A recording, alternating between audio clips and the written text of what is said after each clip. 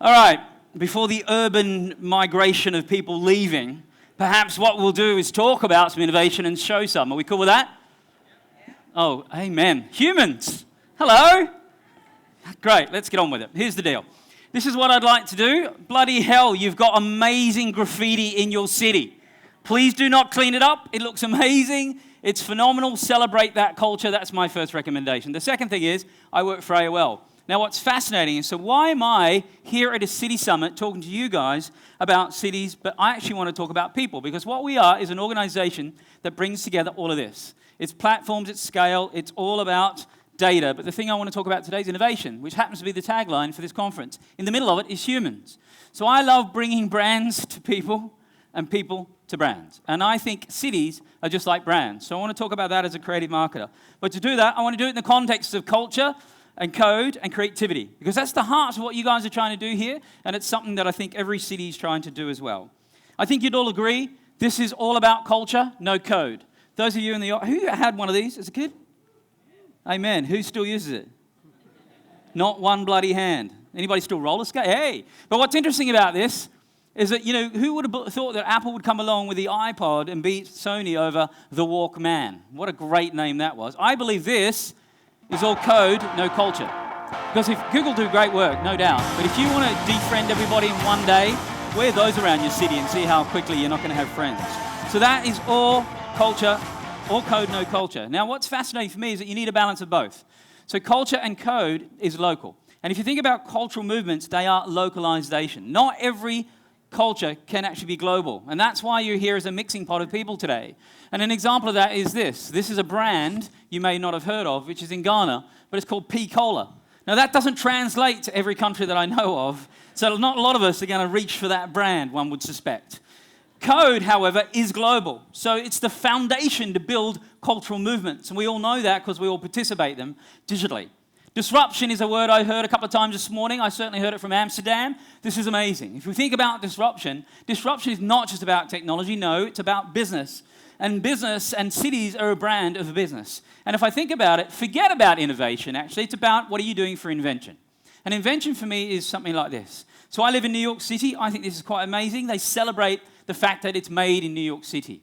You guys have a lineage across that as well. I mean, AOL acquired a company quite a while ago here in Israel, which was ICQ. And of course, you've got the rock star, which is Waze. These guys were bought by Google a couple of years ago as well. And I know you've got some amazing ones as well. You've got Fiverr that's here. You've got Outbrain. You've got Taboola. But there are a myriad of like 1,500 brands, I believe, as startups. But, this is also disruption. Airbnb. Who stayed at one of these?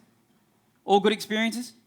Yeah, some good, some bad. What about this? Anybody invested in Kickstarter? So here's the deal about both of those. When you think about Airbnb, every single room is different. There is no hotel chain on the planet that can offer you that value proposition. When you think about Kickstarter, it has democratized the ability for us to invest in startups. That's brand new. So that's disruption in its own right. These guys are clearly disrupting the space. I was in France recently at Cannes. I mean, these guys went out and turned cars upside down. They decided to set things on fire. These guys are no joke. But I don't believe you can stop this. If you think about the power of empowering the people in their hands with what GPS can avail them, this is really powerful. That's disruption. But look, understanding human needs is half the job of meeting them. If you think about it, it doesn't matter whether you're trying to target people psychographically, the believers, the strugglers, the strivers, whatever type of person you're trying to accommodate when it comes to what cities really need to do. It doesn't matter whether you use this or you use the Maslow's rule of hierarchy, which is all about the human state. Meeting them halfway is half the job. And here's some of it. Technology changes needs. No, it doesn't. Technology changes behaviors, not the need itself. I would say that this is a need. That's 3D Tinder, man. So that's actually physically meeting with people in a pub. I think that's really cool. When I grew up as a marketeer, there were 4 things that we said, these are the 4 rules to understand how to market. That was just simply this: price, promotion, placement, and it was all about product. If you think about it, there are new 4 Ps, and it's this. It's platform, it's pedigree, it's performance, and it's also about partnership. That's the way to think about bringing brands to people and people to brands. Now, if you're wondering about my accent, that's the country I'm from. We probably don't have an ambassador from Australia here today, so I'll take it on. That's the country I'm from. Not British, not South African, not New Zealand. What's also interesting is that's the town I'm from. I'm from a tiny town in the middle of nowhere. And that's the house I grew up in as a kid. That's my family. I'm one of 10 children. That's me on the far left. That's 12 people in a 2-bedroom house. You want to talk about, Ron was talking about smaller apartments for people? Dude, you cannot get any smaller than 12 people, 2-bedroom house. So that's what I grew up in as a kid. And it wasn't until I was 17 that I felt freedom, independence, and self-expression when I bought my first car. Now, kids are born connected. I don't have children, but 37% of children under the age of 2 can operate your swiping devices. And when you give them analog, this is what happens. They just think stuff's busted, man. I could watch this all day. Isn't it awesome? Kids, man. Amazing, right? But here's what's fascinating. There are 2 things that bothers me about our current situation. Now, because I don't have kids, I get to see a lot of parenting. And this is what happens. You're in a restaurant. The kid starts freaking. What do? Stick a pad. Give them a tablet. And they're like, oh, the kid shut up. Think, thank God. But here's what's interesting, right? Kids are losing their perspective. They're not looking up and looking out amongst the world. That's one challenge I have with this generation that's coming amongst us. And this thing, patience. Because they can't get to the next level in a game, they're like, screw that, I'll go to another game. So patience and perspective is 2 things that I sort of keep me up at night. So hopefully it will too for you. ADHD is a condition that we have now identified as a disorder. But I think we should redefine that as this: always distracted hyper-doer. Because that's what we're doing. People are constantly, look at you lot, you're constantly on your devices right now. But look at what's happening. We've got extremes. This is an extreme selfie. This is the world of the always distracted. So we're no longer just doing selfies, man. We've got people climbing on top of very large buildings and falling off of them just to get selfification. What sort of gratification is that? I don't know. But this me generation, I thought this younger generation were really selfish. It's turned out that they're not. They're really, really about sort of community. And they're a we generation. Because as much as we try and amass a digital footprint online, because we think it's popularity, what's happening with the younger generations, they're closing theirs down, like a neighborhood, like a village. And why they're doing that is because they have deep, intimate relationships inside those environments that are far more authentic than this popularity contest that we treat ourselves as. And what's interesting from my perspective is that, social's a great place, but it's always about love that rules over hate. So when social's for good, that's the power of this younger generation. That's the people that are living in communities. And if you think about it, there has also been a surge, however, of insecurity because of this whole idea of people being bashed around in the digital experience. And so I love it when brands reflect back social change as marketing. Here's an example that I think is amazing. Hi, Aaron. Show me what it looks like to run like a girl. My hair. Show me what it looks like to fight like a girl. Now throw like a girl. Aw. So do you think you just insulted your sister? No. I mean, yeah, insulted girls, but not my sister. My name is Dakota, and I'm 10 years old. Show me what it looks like to run like a girl. You get the idea. Throw like a girl. Changes in social behavior reflected Fight back like as a girl. marketing. It works really well. I'll move on before we burst into tears. But here's what's interesting about this younger generation. Guess what? They want to achieve happiness. They want to be true to themselves. And they want to spend time with their family and friends. And they also want to be financially stable. Now, these values are more closely aligned to their grandparents' generation than their parents' generation. They just have a different way of expressing it. So those of you who represent cities, you could think about this as a reflection of society today. They're way too busy, though. They get a lot of their information from feeds, but they're going to represent a massive spend for you. $2.45 trillion by 2025, and at that point, they represent 75% of the workforce. But the world's completely overwhelming. You guys know that. We're hit with 1,900 media messages per day, and about 1,500 of those are ads. No, 250 of those are ads. And then it becomes underwhelming because you can't find what you're looking for. The world has turned into this space that it's really hard because we have this fear of being offline. And where it becomes interesting for me is that one of the largest contributors of stress today is media overload. So the stuff we're trying to get to promote things is actually killing us. I don't know about you, but about 6 times a day, my leg will just false vibrate. I suffer from the phantom phone vibration syndrome, which is akin to having a cocaine habit, I'm told. So there's that. But what's interesting is it's about this, attention. So as much as there's this digital experience to try and capture the hearts and minds of consumers, the one thing that we measure and should measure the most is attention. Because it doesn't matter how much of these digital experiences that are actually being built, that are coming at us, the one thing that will not change is 24 hours in a day. But how we assign our attention is up to us as people who are representing brands. And in this country particularly, you have over-indexing on mobile connections, really big in terms of mobile. People love to have mobility, especially in this country. And if you think about this country as well, particularly early adopters. ranked third in terms of early adoption of technologies. No wonder you've got the second largest startup, number of companies in the startup world, outside the valley. It's all about mobile. You guys know that. Everybody's talked about it in front of you all time, every time. Here's some evidence. 88% of what people do is app-driven. The rest of it is all about mobile web. And what's fascinating for me, though, is this. Unlike television or newspaper or even online advertising, when it comes to actually engaging people, most people will try a mobile experience once.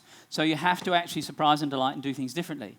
80% of them become your power users. Now, why do you care about that? Because with power users, on the mobility space, we move away from advertising as we knew it as marketers in the house to this. People who actually want to drive advocacy, word of mouth, peer-to-peer. Because that's the new, is peer-to-peer.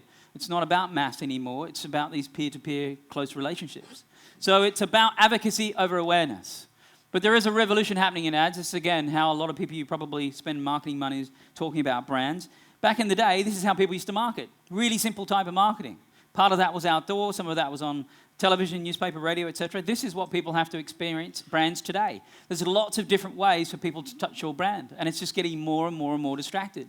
So it's all about emotional marketing, though. Some of the videos we've already seen this morning are designed to touch the heart, not the head. 75% of purchase decisions to date are made emotionally. It doesn't matter whether it's a $5 bottle of water or a $75,000 car. It's emotional decisions we make, then we rationally decide whether we want them or not. I'm told creatives are no longer in charge, though. It's all about machines. It's all about technology. They're coming in to take over. Well, that's rubbish, isn't it? Because we're in an industry that's human by design. We're trying to target humans, but people want to actually touch all humans on the planet. It's called programmatic advertising, by the way. If you've never heard that term, it's coming at you. And then people want to be deeply intimate with everybody on the planet. Well, that's called native advertising. Now, native is a term that I think is really naive. Back in the day when I was doing these sort of ads, we used to call that shit advertorial, but now we call them native ads. But if you want to think about native ads, if you guys want to think about that from the advertising part of this, is simply this. Put your brand in places where you cannot buy media and buy media elsewhere. This is an example. This is a website in the US. It's called Trulia. This is a website where you can list something like a house for sale. The makers of Barbie, Mattel, listed Barbie's house for sale in Malibu for $25 million. That isn't an example of a native ad. It's just an editorial photo spread. But with that, we're in the world of insights, where if you collect all this data that all of these cities talked about collecting, that will give you an insight. That insight will allow you to test stuff through headlines, because we're a headline-driven world when it comes to digital. And on top of that, you end up with appeal. So what is your rank appeal in terms of what you're doing to capture the hearts and minds of consumers? It's about art and science, getting the balance together of culture and code. In fact, I think it's more about the science. It's more about the science and finding the art in it. Because this is what's interesting. It allows you to do things that are authentically, that feels real. Because today, when I go into something like Google and I check out some brand I like Adidas, and I check out some shoes, and then I tab over to Facebook, for example, an ad turns up. It's called behavioral retargeting. That's what happens in the digital landscape. But if I was to pick up my cell phone and head to lunch, the path to purchase today is destroyed until a real-world example of this could happen. I could get a direct response from a brand saying, hey, man, here are those shoes. These are turn-by-turn directions to get you to a store, and this is a discount coupon to egg you on. That's a sort of innovation that could happen in a society that embraces technology and people together as a combination. But here's what's interesting. Marketing always follows audiences' behavior. Audiences outpace marketers. That's why brands are acting like humans today. And that's where the authenticity has to come into it. So context matters. Put your brand, build good content, put it in smart places. Easy to say, really hard to do. Because this is the most overused word in our industry. Storytelling. Everyone has stories. They just have to stop telling. It's more about the story, no doubt. But this is what's interesting. It's still about the creative idea. 88% of creatives believe that the best days are yet to come, versus those of the creative community say that technology helps give them control. That's what 75% says. And what's interesting to me is that you're in a world now, we have bigger, more open, more nuanced environments where you can actually embrace people differently. So it's not about closing things down from a marketer perspective. It's about embracing all of this interesting fragmentation that I've heard about this morning. But in this world where you can launch everything, you have direct intimacy with consumers. And that's exactly what we're trying to do when we're trying to get the urbanization of people inside environments. So how do you do that? You have to be reactive, immediacy. You have to be relevant, so context. You have to be remarkable, meaning stand out, surprise, but you've got to be real. And real is what people want. That's why we actually live in communities. So if you think about it, human wants connection. And then immediately people think about the Internet of Things for that. They think about hard physical technology. And an example of that is, for me, is it's no longer just about Internet of Things, it's the Internet of everything. And there are smart art objects that we're wearing on our bodies and on our persons, and these are the things that are drawing us closer to each other because we're using technology to do that. It's a $19 trillion business by 2020, and so that's a big example of why a lot of technology that you'll see is all going to be about the smart of the Internet of everything. If you think about it, it could be everything like this. This is a beautiful product called Hello. You clip it to your pillow, and it will tell you that you woke up at 2:30 in the morning, but it won't just tell you woke up, that's great. It'll tell you woke up because a dog was barking or a car alarm went off. It'll tell you about the context of your environment. So digital or technical products, it's giving you physical experiences. Here's another example. This is called QuickBit. So if you're trying to give up smoking, this is in the fitness category. You can actually now have a smart cigarette lighter that will still light your cigarettes, but it'll tell you the number of cigarettes you're smoking per day versus your quota. And you've also got this for smart parenting. This is called Pacify. This thing will tell you how many times your child is sucking on a pacifier and tell you when your kids start teething. I would have thought the screaming was enough to tell you the kids are teething, but seemingly we now have got technology for that. This thing in your pocket is the most disgusting thing on the planet. Data pointer 1. When I think this thing is dirty, what do? I just wipe it on the back of my ass. So there's a company called Corningware that own a company called Gorilla Glass that powers a lot of the glass in our phones. And while they're building technology that makes screens hard to break, they've got nanotechnology now that's going in and eating off the grubbiness of our phones to make this a clean device. Pretty amazing. This is the controller of your life. This is no longer a smartphone. This is the connection to humans in my mind. And it's interesting. We're moving away from speaking to people on this thing for this to be a controller, even to this extreme. Some Check this out. smartphone cases just protect your phone. Others try to extend your battery life. A few have even tried to protect you, the user. But how great would it be if there was a case so intuitive, so powerful, that it could do all three? Introducing Yellow Jacket, the world's first stun gun smartphone case. Now, if you missed that, this is the world's first stun gun phone case. So we've now got things where people are wrapping around this thing to even protect us. So this, again, is the control of your life. This becomes the unit that makes it even more human, even things like stun gun controllers. Pretty crazy. All right, let's move on. Wearables. Who has one on? Who's a wearable? Great. What do you got on there, bro? Oh, just one? I see a bunch of stripes. It's your shirt. I get it. Cool. Who's got one and doesn't have it on? No, nobody. Here's a couple of us. Here's what's interesting from my perspective. Data pointer 1 is that I have a ton of them, by the way. When I wear all my wearables, I look like a tribal leader. But what's really interesting about this is that about 6 months is when you're going, oh, I'm not going to wear that anymore because nobody gives a shit if you walk 19,000 steps. But what's interesting is if we collect that data and other people could use it, like my yoga instructor or my fitness trainer, then that becomes useful data. So when we move from self-quant to multi-quant, that becomes really interesting for that data. But what's amazing for me is there's 290 different wearables in the category of fitness, and they're all over our bodies. We've got them on our heads, we've got them on our shoulders, everywhere. We've even got them on our dogs and cats. So it's really interesting to think about the wearable, because how does that build a human connection? It could, but at the moment it feels like everything's limited to wearing them on your wrist or having them on your face.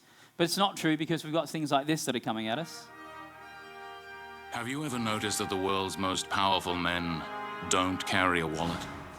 In fact, have you ever seen them pay for anything? Well, now you can join them.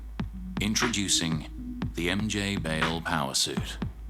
In collaboration with Heritage Bank and Visa PayWave, we've developed the technology to embed a contactless payment chip and antenna into the sleeve of a suit.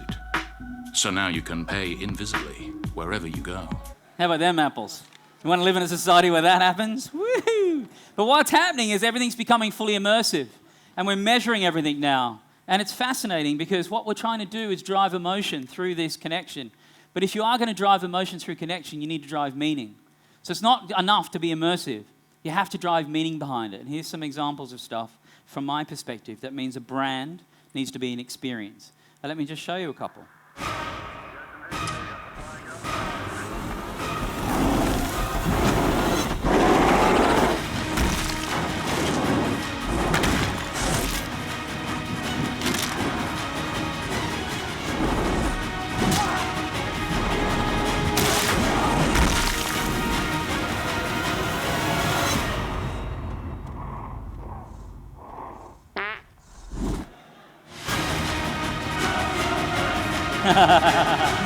Nothing like a fart joke before the break. But here's what's also interesting. So be different is that If there was a tagline for that, it's clearly be different. Think about the environment. You have to be inspired by the environment you already buy in today. Now, this is typical outdoor advertising. But look how beautiful this is by Apple. These are all images just shot on an iPhone 6. So if their value proposition is that I can take these beautiful images that can be blown up to billboard, these guys have decided to actually reflect that back in their marketing. You also have to think about product that could be reinvented differently. So hopefully this inspires you. Here's an example of Coca-Cola. So they realized that in Vietnam, all of their products were still ending up in landfill. So they decided to change each bottle top to be different. Bubble blower, pencil sharpener, water pistol. So these now become different purposes. And so these are examples of how physical products could become marketing for you. Here's another example.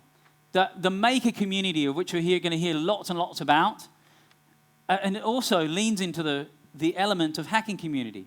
And if you can think about hacking your brand every day, maybe you can end up with an experience something like this. In many countries, DHL has more locations, more vehicles, and more employees. That's why DHL is faster.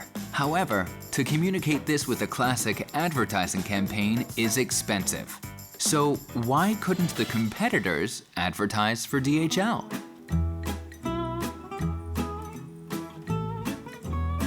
For that purpose, giant packages were taped all over with thermoactive foil and cooled down below the freezing point.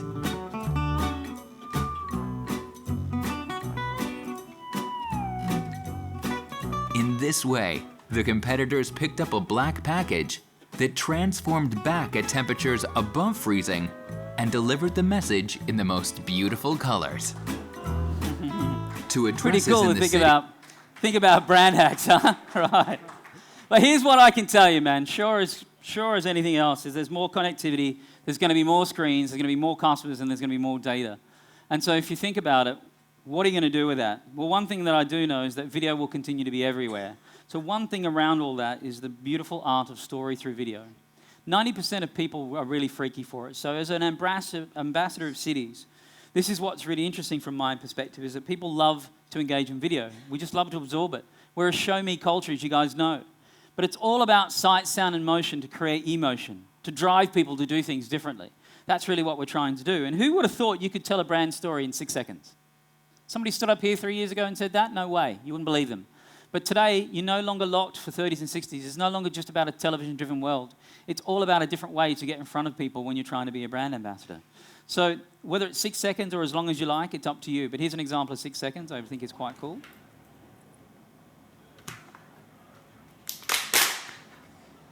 Pretty amazing.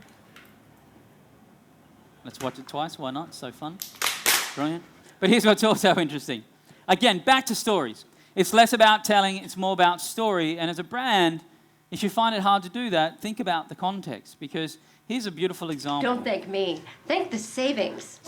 You can't skip this Geico ad because it's already over. Geico. 15 minutes could save you 15% or more on car insurance. Get the idea? Here's the thing. This is a 6-second video, and they just kept the camera rolling. And what's amazing about it is that if this thing went on for 20 minutes, we'd probably sit here and watch it for 20 minutes. But let me just say this. Let me finish with this. I'm an artist. Red, blue, yellow are the 3 primary colors that make up every painting in the universe. When it comes to touching people, when it comes to digital, it's about the right content, the right technology, and the right distribution. They're the 3 primary colors for you. And lastly, these tips.